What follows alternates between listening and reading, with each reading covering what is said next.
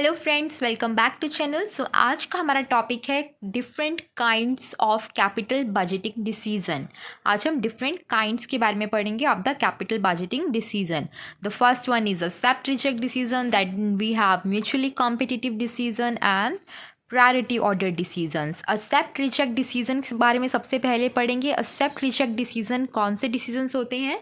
This type of decisions are related to independent proposals, कि ये जो डिसीजन है ये इंडिपेंडेंट प्रपोजल से रिलेट करते हैं। कैपिटल बजटिंग का मतलब गाइस सबसे पहले आपको पता होना चाहिए। अगर आपको यही नहीं पता है कैपिटल बजटिंग क्या होता है तो आपको ये वीडियो नहीं समझ में आएगा। कैपिटल बजटिंग का मैं सब फटाफट एक ओवरव्यू आपको दे देती हूँ।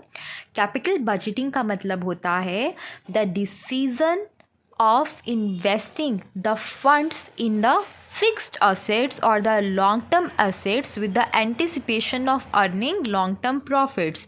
कि बिजनेस ने क्या करना है, डिसीजन लेना है कि वो किन फिक्स्ड असेट में अपना पैसा इन्वेस्ट करे कि उसके जो लॉन्ग टर्म प्रॉफिट्स हैं वो मैक्सिमाइज हो सके।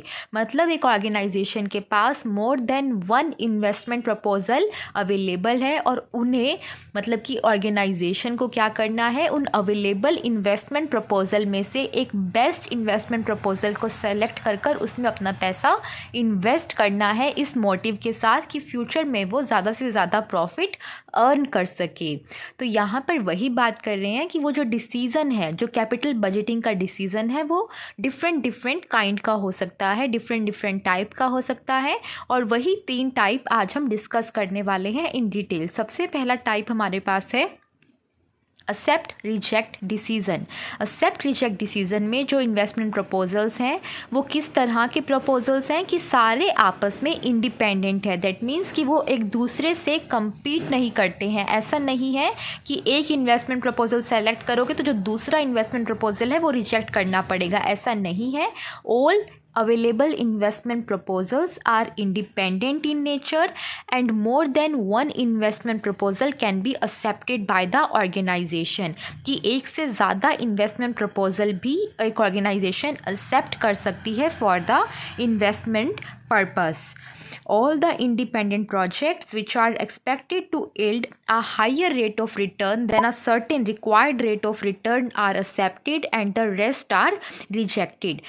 सिंपल सी भाषा में मैं आपको बताऊं तो एक्सेप्ट और रिजेक्ट डिसीजन जो हैं वो इस तरह के इन्वेस्टमेंट प्रपोजल से रिलेट करते हैं जो कि आपस में इंडिपेंडेंट होते हैं। They do not compete with one another and they can be accepted all at a time. अगर मान लीजिए एक ऑर्गेनाइजेशन के पास 10 इन्वेस्टमेंट प्रपोजल अवेलेबल हैं और ऑर्गेनाइजेशन जो रेट ऑफ रिटर्न अर्न करना चाहती है, सपोज़ कीजिए वो 7% रेट ऑफ रिटर्न अर्न करना चाहती है। वो चाहती है कि मैं एक ऐसा इन्वेस्टमेंट करूं जिस पर मुझे 7% रेट ऑफ रिटर्न मिल सके। तो अगर वो 10 के 10 इन्वेस्टमेंट प्रपोजल ऑर्गेनाइजेशन को 7% या उससे ज़्यादा रेट ऑफ रिटर्न दे रहे होंगे तो ऑर्गेनाइजेशन उन सबको जो है क्या कर लेगी, एक्सेप्ट कर लेगी। और अगर सपोज़ कीजिए उसमें से केवल 7 ऐसे इन्वेस्टमेंट प्रपोजल हैं जो कि 7% या 7% से ज़्यादा रेट ऑफ रिटर्न दे पा रहे हैं तो बाकी कंपनी रिजेक्ट कर देगी और जो 7 हैं उनको एक्सेप्ट कर लेगी। तो वो होते हैं हमारे accept reject decisions.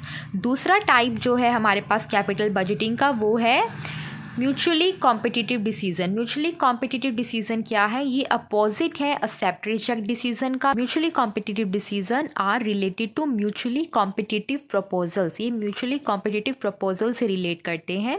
These type of proposals compete with one another in such a way that acceptance of one automatically result in the rejection of others। ये बिल्कुल अपोजिट है एक्सेप्ट और रिजेक्ट डिसीजन का। एक्सेप्ट रिजेक्ट डिसीजन में जो proposal थे वो independent थे, वो एक दूसरे से compete नहीं करते थे और एक टाइम पर organisation more than one investment proposal accept कर सकती थी फॉर द इन्वेस्टमेंट पर्पज़।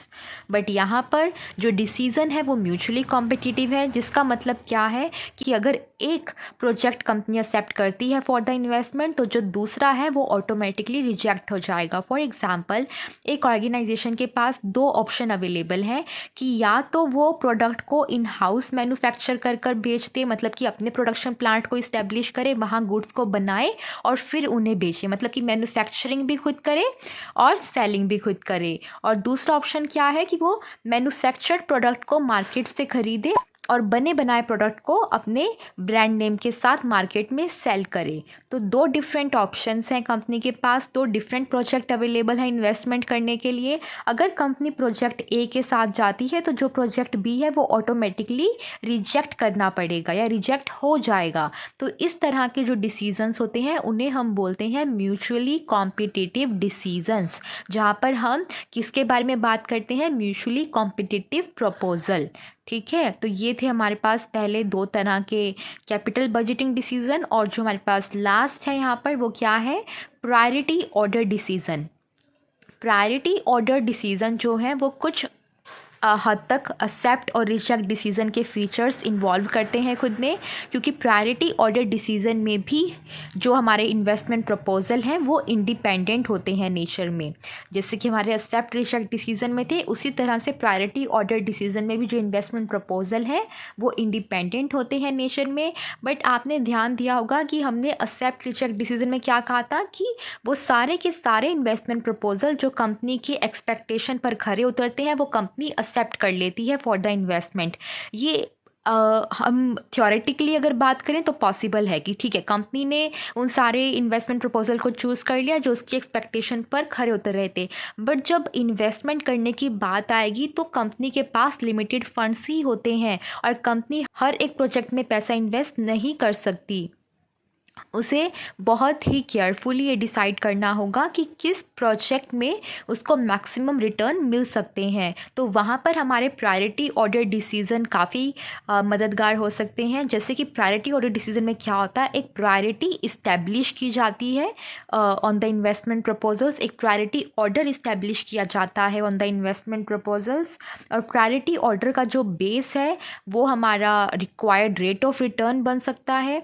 जैसे कि अगर 10 इन्वेस्टमेंट प्रपोजल हैं तो प्रायोरिटी इस्टेब्लिश की जाएगी, जिसका सबसे ज़्यादा रेट ऑफ रिटर्न होगा उसको रैंक 1 दिया जाएगा, and then the second highest को second rank, and then the third highest को हम थर्ड नंबर पर बिठा देंगे। तो इस तरह से जो है एक प्रायोरिटी इस्टेब्लिश कर देंगे ताकि ऑर्गेनाइजेशन के लिए ये आसान हो जाए कि किन प्रोजेक्ट्स को उसे चूज़ करना है और किन को रिजेक्ट करना है based on the availability of the funds for investment. ठीक है, तो ये थे हमारे पास प्रायोरिटी ऑर्डर डिसीज़न। तो ये हमने 3 तरह के यहाँ पर डिसीजंस पढ़े। पहला एक्सेप्ट रिजेक्ट डिसीज़न, जहाँ पर क्या कहा गया कि मोर देन 1 इन्वेस्टमेंट जो है कंपनी कर सकती है और जितने भी प्रोजेक्ट्स कंपनी की जो रिक्वायरमेंट है उस पर खरे उतरते हैं उन सबको एक्सेप्ट कर लिया जाएगा, और जो कंपनी की रिक्वायरमेंट पर खरे नहीं उतरते उन्हें रिजेक्ट कर लिया जाएगा। दूसरे थे म्यूचुअली कॉम्पिटिटिव डिसीज़न। यहाँ पर हमने क्या बात की कि यहाँ पर उन इन्वेस्टमेंट प्रपोजल के बारे में डिसीज़न लिया जाता है जो आपस में कॉम्पिटिटिव होते हैं। तीसरे थे प्रायोरिटी ऑर्डर डिसीज़न। यहाँ पर भी हमने इंडिपेंडेंट प्रपोजल्स के बारे में बात की। इंडिपेंडेंट प्रपोजल होते हैं और इंडिपेंडेंट प्रपोजल को हम एक क्या करते हैं, प्रायोरिटी देते हैं कि कौन सा जो है हाईएस्ट प्रायोरिटी है और कौन सा लोएस्ट प्रायोरिटी होगा based on the any available criteria और एनी सुटेबल क्राइटेरिया जो कंपनी को सही लगे। जैसे कि रिक्वायर्ड रेट ऑफ रिटर्न एक पॉसिबल क्राइटेरिया हो सकता है कि जिसका सबसे ज़्यादा rate of return company anticipate कर रही है उस प्रोजेक्ट को प्रायोरिटी हाईएस्ट दी जाएगी, और उसी तरह से जिस पर सबसे कम rate of return company expect कर रही है इन द फ्यूचर उसको लोएस्ट प्रायोरिटी दी जाएगी। तो इस तरह से ये होते हैं हमारे priority order decision. I hope so आपको जो ये टॉपिक था kinds of capital budgeting decision का ये समझ में आया होगा, और अगर समझ में आया है तो प्लीज़ वीडियो को लाइक कीजिएगा, इसे अपने फ्रेंड्स के साथ शेयर कीजिए, और चैनल पर नए आए हो तो सब्सक्राइब कर लीजिए। Thank you so much for watching this video. Bye bye.